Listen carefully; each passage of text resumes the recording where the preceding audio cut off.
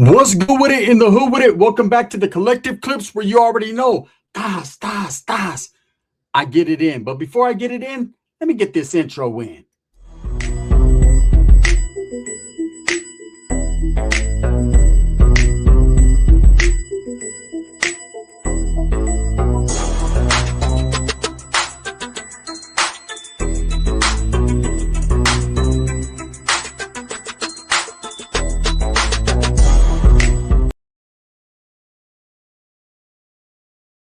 Welcome back to the channel. And if you haven't already hit that like and subscribe button, make sure you go ahead and do that. Put your notification bell on all so that way you're directed in the direction of the dope content that the gun stays kicking. I appreciate your support. I'm very humbled by it. So the only man I knew who was good with Nortenos and Southsiders, that was Raza, right? Not a black dude, because I know plenty of brothers, man, that are cool with everybody. Plenty of Woods, brother, that are good with everybody. But I'm talking about a brown man in my life that laced me up, that was like, you know what? Fuck all that gang shit. Get money. Get money, right? Send money, right? And I didn't listen. Of course, I didn't listen because the geographical area where I was from, the geography was Norte, fool, right? And that's what it was. I'm Patty Sanchez, Puro Norte. It was all that, right? But he tried to teach me. Now, I wanted to do this one on Father's Day, but I was busy, right? So I wasn't able to do that. The guy you see right there on the screen in the thumbnail is my father. He has passed away. He's been dead now over 10 years, right? That's my pops right there. Do we look alike? Right? I look more like my mother, but you can see the similarities. That is my dad, Big Land, right? He was a big dude. At one point, he was 400 pounds, just a big, ugly motherfucker, right? But I loved him. He was my father, and I respected him. Now, my father was a cutthroat. He was a gangster and not a gang member. What do I mean by that? He was everything a gangster is supposed to be. Carried himself the way a traditional gangster would, or what you would consider a traditional gangster, without aligning himself with gang members. He was cool with everybody. And he used to tell me, mijo, you don't need to wear red or wear blue to prove yourself to anyone. You need to, if you're going to be involved in anything, keep that door open, that air of opportunity with everyone. Don't burn bridges. But I didn't listen, right? So I wanted to tell you a situation how my dad saved me, right? In a North and South situation. Even though he didn't believe in that. You know, I grew up, my dad hung around with bikers. Nortenos would be at the house. Southsiders would be at the house. Dudes with big old LAs tattooed on their cheek. Like, wherever my dad could make money and whoever was his fucking camarada, his homeboy, that's who he was fucking with. You know, I asked my dad when I got older, like, hey, so how did that work out for you in prison, that lone wolf bullshit? Like, did you align yourself with someone? You had to be with North or South, right, when you were locked up.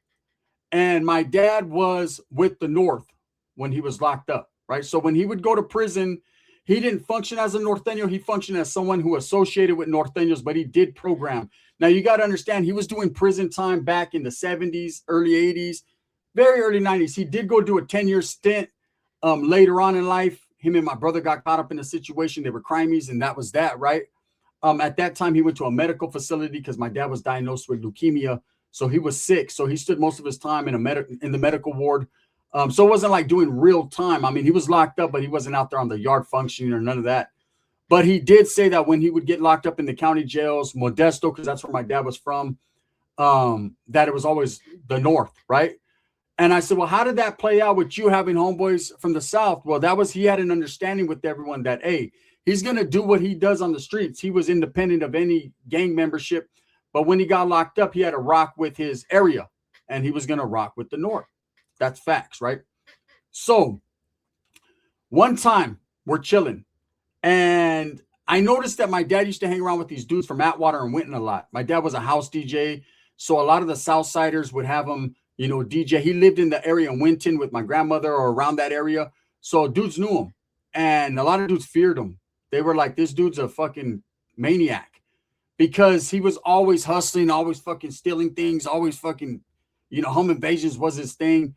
He just was always a bad guy, a bad person, not a good influence at all, right? And when I started to gangbang, I remember I went to juvenile hall on the case that sent me to the youth authority, right? The murder case. And my dad had never visited me in juvenile hall. He was never around. Like, he was always in and out of prison. I knew, like, if I wanted to see my father, I would have to pull up at my grandmother's. And if he happened to just show up, he was there. He was there. And it would be just 5-10 minutes. So, what's up, mijo? You're here. What are you doing? Boom, just chilling. And then he'd bounce, right? Wasn't a traditional father-son relationship. It was when I was a kid, but he was in and out of prison so much. It was what it was. I knew he was my father. I loved him, but we weren't friends, or we weren't none of that. We were acquaintances at most, right? And that was that. That was my life. I was used to it. But he still was my dad. And so I remember getting locked up on that case. And you know, it's a big case as a kid. I was very young, 11, 12 years old. Here I'm locked up fighting a big case. And my mom was doing the best she could. She had other kids, so she couldn't come visit me every weekend and do all that bullshit, you know, and I didn't expect it. You know, I'm the one that fucked up. I got to do fucked up time. And I remember my pops pulling up. I was very, very surprised. This is someone who didn't like to be around law enforcement at all, right? But he pulled up, and I'll never forget, he pulled up and he gave me some game, right? And he was just like, you're going to get locked up. It's already, you did the shit. You were involved in the shit. You're going to go do time. And again, he impressed upon me. He said, look, I know you're a little gang member, Norteño, all that. You need to, right now is when you really make the decision you need to make. Are you going to go in there and gangbang and do that shit? Or are you going to go in there and just say, you know what? Hey, I'm going to be me. And let the chips fall where they do. And I said, fuck that. It's North down mine. And he said, okay, well, if you're going to do it for reals. And that was the type of father he was. Like, there was never no inspiration like, hey, fucking be a lawyer or get a job or none of that. Fuck that. My dad was like, hey, you want to go do a jale or what? Shit, hey, trip out. Hey, I know where they got 10 pounds of weed. It's bomb too. You know what I mean? Hey, I'll go in there and I'll kill everyone. You just take everything. Like, he was just different, right? But trip out. So my dad was hanging around with these Southerners, and he would call me every blue moon. You know, back in them days, like I said, our relationship's always been a little off. But around that time, he would call me and he'd be like, hey, Mio, what are you doing? I'm going to be DJing over here, a little party, a little house party. You should slide through, see what's up. So I did one time, right? I was very young. This is before I went to Hawaii. I remember when I did that. And it was all A-Town, Southsiders, and my primos from A-Town, right? So he was back there. So I knew I was good. You know, I was already had the Northern philosophy. I was already a Norteño, but it wasn't like I wasn't wearing red all day, red rags and all that. I just was barely getting involved, right? So I'm over there partying with the gang of A-Towners, gang of Southsiders, right? Chilling like a motherfucker, right? Facts. And my dad's DJing and everything. Well, there was this one youngster that was there. It was one of the dude's little brother or whatever. And he seen me and he was like, hey, homie, aren't you from fucking the west side of Merced? Aren't you a Norteño? Whopping. Right? I was like, yeah, because I ain't no punk. He was like, yeah, you can't be here, this Sur gang, right?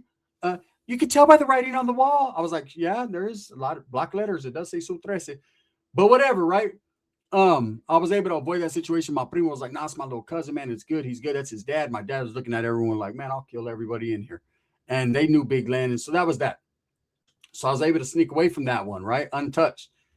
And what happened was I have family in San Jose. I have friends in San Jose, right? So a lot of the times my dad would go because one of his main jobs was selling at the Berryessa flea market. Like, that's what he did. Those that are from San Jose know what I'm talking about. So all the remates, the ones in Modesto, fucking Turlock, Merced, like every flea market, every fucking segunda my dad was at, he was selling hubcaps he stole and weed and whatever the fuck he could sell, right? And so a lot of the times I would go with them, like to hustle. He'd be like, hey, Mule, you want to go with me? Fuck, I'll give you $50. You help me unload the truck and whatever. He always had this beat up van or a Nova or some fucked up car, right? Yeah, I got you, Dad. I got you. I just wanted to be around him. You know what I mean? His presence, his aura, his gangsterism was like infectious, right? Especially when you're a wannabe gang member at the time trying to do things, because we all are wannabes in the beginning. We want to be something until we are, right? And so I'm like, yeah, that's good. And so what happens is we go to San Jose to this flea market. And after we go to my tío's house, and my primos are all there. Now, all my primos are squares, except for a couple of them are Northerners they're from NWK, right? And West End. They're from, Newark, right? They're from Newark, California. So they're Northerners. So they're there, and we're partying. Everyone's San Jose, right by Newark. We're all chilling. And my primo Tino, he's like, hey, prims, what's up? He's like, hey, me and the homies, man, there's some Southerners. And it was the next city over from Newark. I forget what city it was. It's in the South Bay, right? There's some Southerners right there. We're going to go smash, fool. You want to go? Now, I was never into the hunting and doing all that shit. Like that wasn't my thing. Like, hey, if I see them, I see them. If they see me, then it is what it is. But all that hunting shit, nah. But let's go hunting, right? Ain't no fun when the gunner got the gun. And so we got in a little scuffle, whatever. I come back, I'm leaking. I got like my eye was split. This eye right here, I had like a little cut. And my dad's checking me, stupid motherfucker, right? You could have got killed, boo. I brought you. Like, don't be doing that on my watch and all this. I'm like, man, you're a gangster, bro. You as much things as I seen in my life, like I could tell some crazy ass stories about my dad, right? Like, nah, don't even stop it. Motherfucker, I remember when you fucking escaped and you had my mom and all of us living in a trailer way out in a fucking Indian res for a month, right? Because you was like, don't even go there. So whatever. I do my thing. And he was like, hey, Mio, you're getting too involved in this North and South stuff. It's going to fucking ruin your life. It did a few months later. I went to YA for the murder and all that, right?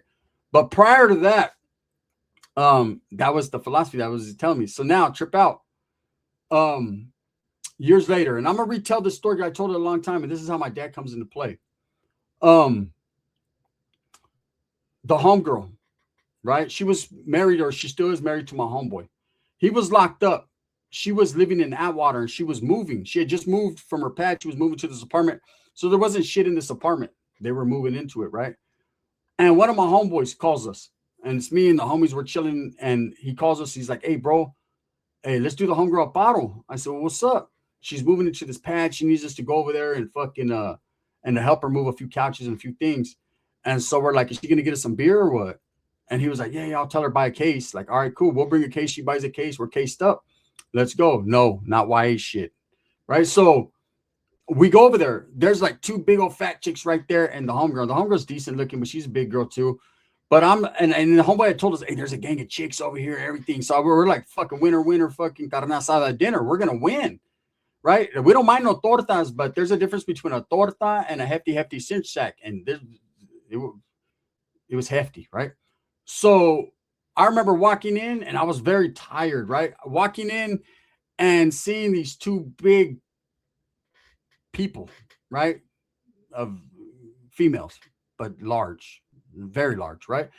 And my black homeboy Cam was with us, and he was like, oh shit, look at that chick. I was like, you can't miss her. And I see the homegirl, I'm like, what's up? She's like, oh yeah, hey, we're done moving for the day, but you guys could chill. We got beer. They just wanted to party and kick it, right? So I remember me and my homeboy Jesse, my little homeboy, we walked in. He's a little youngster, so he's like, nah, bro, I ain't trying to fuck with these chicks. I'm like, me neither. So I'm like, hey, bro, I'm gonna go in the Cutlass and go to sleep. Or the Regal. The homeboy had a white Regal. So I remember we're sleeping in some apartment complex, and they're partying. The other homeboys are like, hey, fuck it, let's party, eh? Right? And I remember everyone getting in the car like, let's go to Jack in the Box. We're hungry. And I remember squeezed against the window like this. I can't even breathe. Get away from me, Patty Sanchez. I couldn't breathe. Bam, we ended up going whatever, right? Later on that night, what I didn't know at the time was this chick, her brothers were Southsiders, right? And her from A-Town, and her brother was a very well-known dude from A-Town who I knew through my primo, right? Who was at that party that I went to with my pops and all that. Anyways, they come, plates and 40 ounces and shit gets thrown around. People throw, and I get stabbed.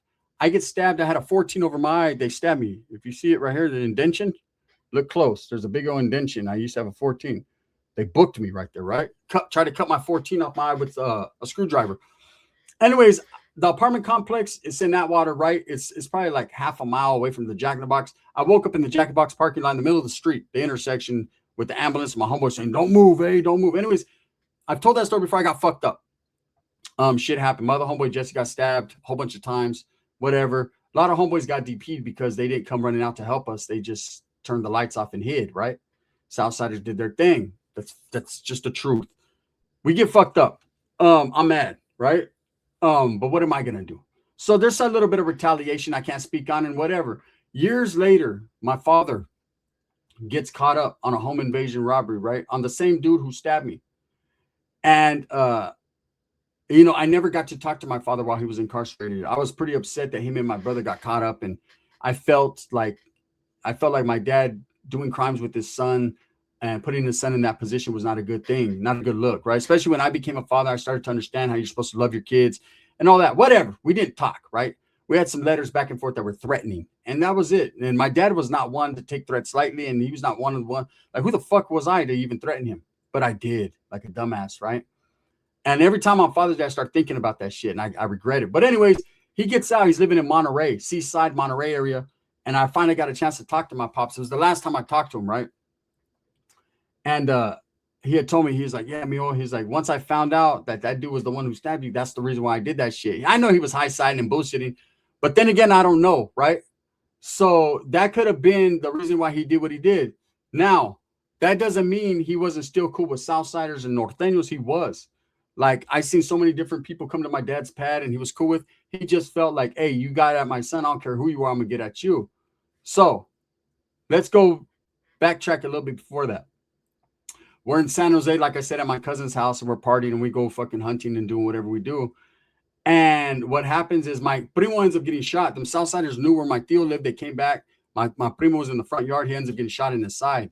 And a lot of the family, they flew him from there. They flew him to what's that, San Francisco General Hospital, right? So a lot of the family was going over there.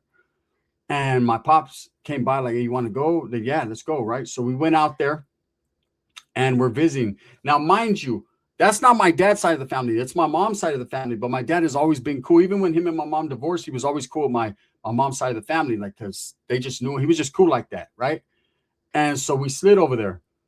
And this is the first time I ever see my dad. He was like, he loved like all his nephews, like he loved them, right? So he was like, I told you motherfuckers, man, this shit was going to come back. And I was like, yeah, you know, Pops, shit be happening. And mind you, this is years later when this shit happened. Years later, right? And like, yeah. And I'm like, I'm not even sure it's the same people from that incident. My dad's like, well, we going to make it the same people from that incident. This motherfucker, right? My dad is a G. This motherfucker got all flamed up, red beanie. I'm like, you're not even a Norteño. He's like, I am today.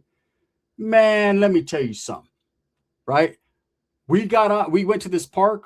There was a gang of Southerners there, man. Me and all my primos, homeboys, whatever. We jumped off.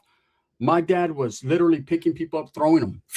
He was about 400 pounds, throwing them, just fucking them up. They were running. They were scared. Like, this is a maniac, right? I remember he had these baseball gloves on, Jose Canseco, A's gloves, right? They were red. I don't know where he got them. I was like, man, I need those. And we were just fighting, and the Southerner hit me in the head with a bat. Boom. And I remember seeing it go down. Boom. And I'm falling. As I'm falling forward, I can see my pops. He's just fucking everyone up. I'm like, Dad. And my dad turned around, man. And this fool was just like in mid-swing about to crush my whole shit. I've been beat with bats a couple times, right? This was the one. And I'm looking up. Imagine looking up like it's over and this fucking crazy Southerners with the bat like, so that's it. Right? Like Neil Zod. Hey, man, fucking Soul Gang, man. Right? And I knew he was going to do something. This motherfucker had the bat and he was just about to swing. And my dad cracked him. Boom. Grabbed the bat and just started getting to doing something major. Right? Straight Mark McGuire shit. That's the type of pops I had, right? He was a gangster. He backed you up no matter where you're from. You know, I remember one time I had a tío, Norteño, right? Who thought he was bad, right? He was though. He was with the business, but he just wanted everyone to know. My tío Joe, he passed away too. And it wasn't like he hated Southerners, but he knew what he was, right? And we were chilling. We were chilling at my dad's pad. He had the pad in Modesto. He lived like a few houses down, end up at one point living a few houses down from Scott Peterson, the one who did that crime and all that. But before that, he had like a ghetto ass pad.